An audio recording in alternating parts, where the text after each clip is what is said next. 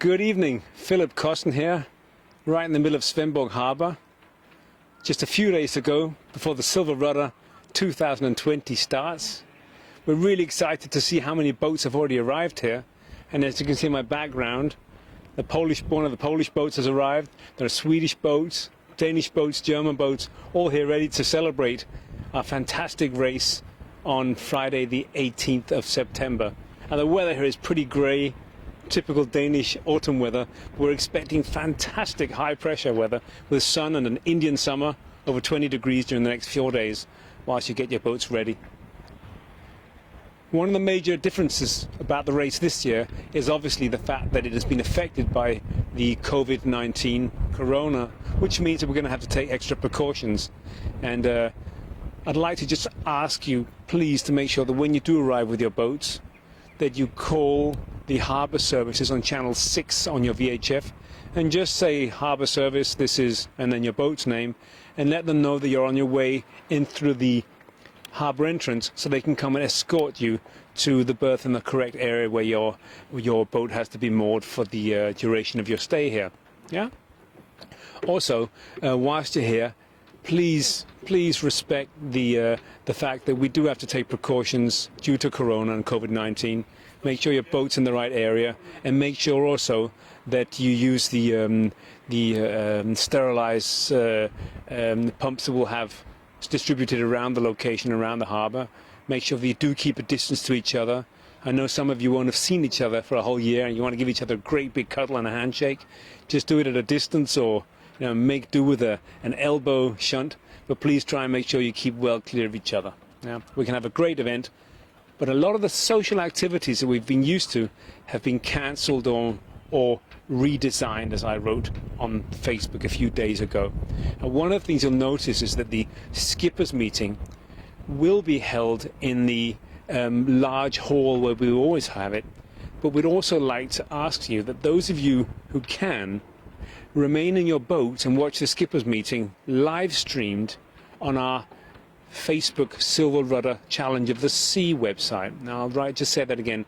Watch the skippers meeting live on our Facebook page called Silverrudder Challenge of the Seas. Now I'll be writing this on Facebook in the next few days up to the event, but check it out, see if you can have a decent quality connection on your phone, mobile phone or your iPad or devices, so that we don't have to have too many people sitting in the major hall up there.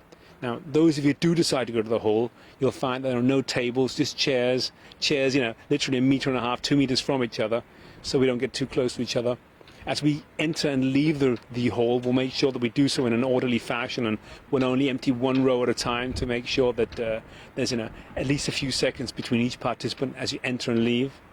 All of you will be given a small fabric Silverrudder bracelet so they can identify the participants and the volunteers and not allow any other spectators to enter the hall this year. We're going to be quite strict about that. Yeah? On to the more practical issues such as dinner.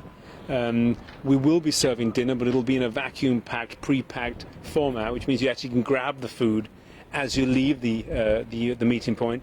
And those of you who choose not to go to the skipper's briefing at the meeting point, you can go up there within an hour and a half later and pick up your food. And same goes for breakfast Saturday morning. Go up there at 7 o'clock, between 7 or 7:30 and 9, and pick up your breakfast pre-packed. Yeah? Good. You'll notice that the bathroom facilities and shower facilities here will be washed much more frequently.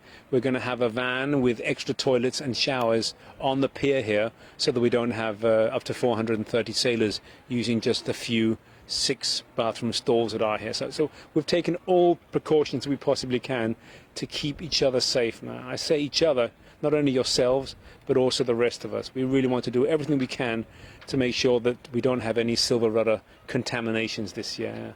We want to keep at a happy race, and it's going to be a fun race, but we want to make sure that we do so safely as well. Yeah? Good.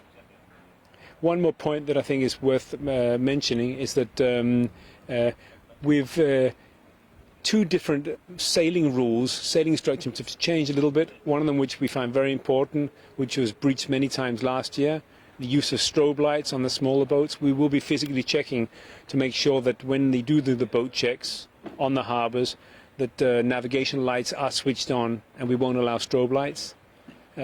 Secondly, the starting line has been moved ever so slightly, but that won't affect your start at all. But what will affect the start is the fact that we're going to have a starting zone this year, a 100-meter starting zone in which it is prohibited to use your engines. So you can use your engines right up to and until the start, but the minute that the starting signal has gone, all engines must be switched off, yeah? Or as soon as you enter the starting zone, the engines must be switched off.